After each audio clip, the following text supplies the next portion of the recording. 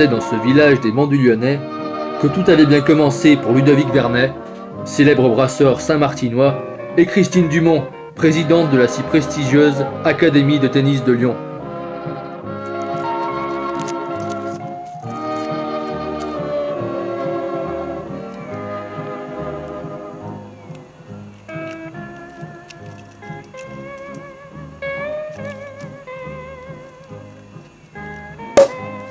Vive les mariés! Ouais, vive les mariés! Vive les mariés! Ouais! En 2005, l'année de leur mariage, les deux tourtereaux avaient l'image du couple parfait, sans heurts. Un amour sans faille, dira-t-on même, pendant longtemps au village natal de Christine, l'Aubépin. Pourtant, 2 ans après, cette union qui semble déranger déchaîne les passions les plus ardentes. En effet, c'est le 7 février 2007 que Geoffroy Pichon reçoit un coup de fil étrange. Le personnage, à la voix maquillée, lui révèle un terrible secret. Le mariage de ceux qu'on a surnommés Christine the Rock Dumont et Ludo le Rentier aurait été arrangé par leur famille dans le but d'unir leurs 2 empires. Geoffroy Pichon tente de prévenir la police quant à l'existence du corbeau. Il espère ainsi démasquer l'auteur de ce qu'il considère comme des calomnies et empêcher la naissance d'une rumeur. Mais trop tard. Malgré sa promesse, l'obscur oiseau de mauvais augure dévoile l'affaire à l'épicière du village de la Rajasse. Ah non, moi je l'ai dit à personne, sauf à 2-3 copines du quartier. En l'espace de 24 heures, tout le village est au courant.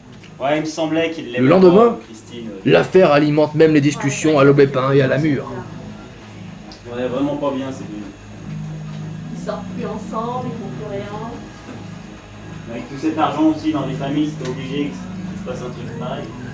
Ouais, mais de toute façon, il y a tout le monde qui en parle dans le village, donc c'est vite vu. Hein. Ah, ça se voit tellement. Ouais, hein, vous en pensez quoi? Ah bah ouais, non.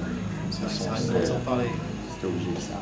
Voilà. Le coup porté aux habitants du village est terrible. Ces derniers n'hésitent pas à clamer leur déception et l'affaire prend de l'ampleur. Ouais, vous savez, les gens qui ont du fric, ça m'étonne pas. Ouais. Ouais, ça m'aurait étonné que quelqu'un comme Ludo le Rentier puisse vraiment aimer quelqu'un. Ouais, mais Christine de Rock, un corps de pierre. L'ambiance se dégrade considérablement dans le quartier natal de Christine. Des cailloux, non? Quand je croise ses parents, depuis que l'affaire a éclaté, je suis gênée, je sais plus quoi leur dire. Vous voulez boire un coup? Alors que les spéculations vont bon train, certains préfèrent ne pas se faire à l'évidence. C'est le cas notamment du baron Piéguet et de sa femme, membre de la famille Dumont, qui avaient assuré l'éducation économique de Christine et qui lui avaient appris à s'enrichir. Oui, et ben moi c'est très étonnant, ça m'étonne beaucoup de la part de Christine et Ludo. Ailleurs, des bruits courent sur l'identité du malfaisant Corbeau. Les soupçons se portent vite sur des marginaux du village, d'anciens amis d'enfance de Christine, que le pouvoir et l'argent de Christine ont éloignés. Ouais, il y a un type qui est venu qui m'a dit que c'est Bertrand qui a fait le coup. Ah, t'es sûr, Lano? On m'a dit c'est Jean-Philippe Grand. Oh putain, c'est possible. Ah, je sais pas. Non.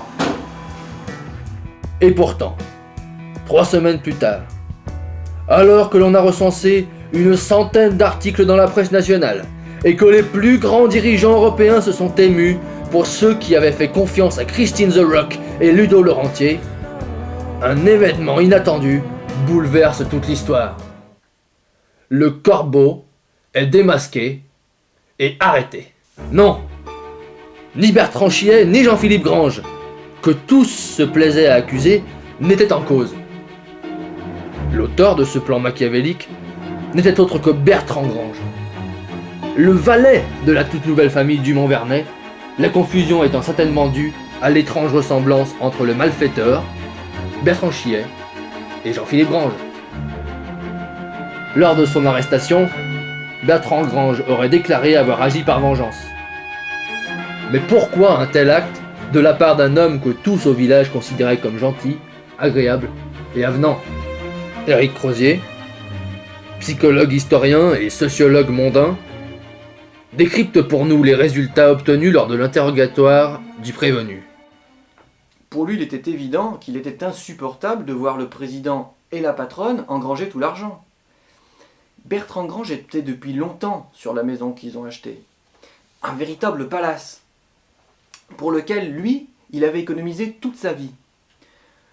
Leurs revenus leur permettaient d'acheter ce qu'ils voulaient. Mais il a fallu qu'ils achètent cette maison. Ouais.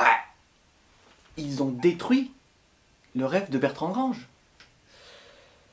Alors il se fait embaucher comme valet, pour glaner toutes les petites informations possibles et imaginables, pour les révéler dans le village où les habitants sont réputés pour leur indiscrétion.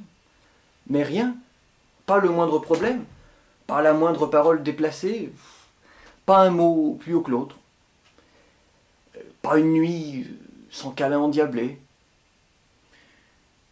pas une seule dispute de toute la journée.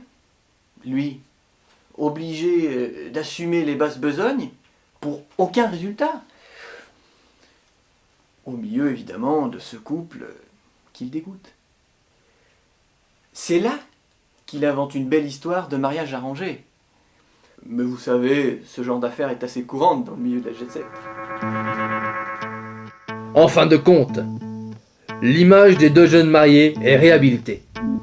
Mais leur couple aurait pu être mis en danger par cette affaire. Tout ça à cause de la jalousie, de la haine, de la cupidité. Décidément, ces petits villages de France ne sont peut-être pas si tranquilles qu'ils n'y paraissent.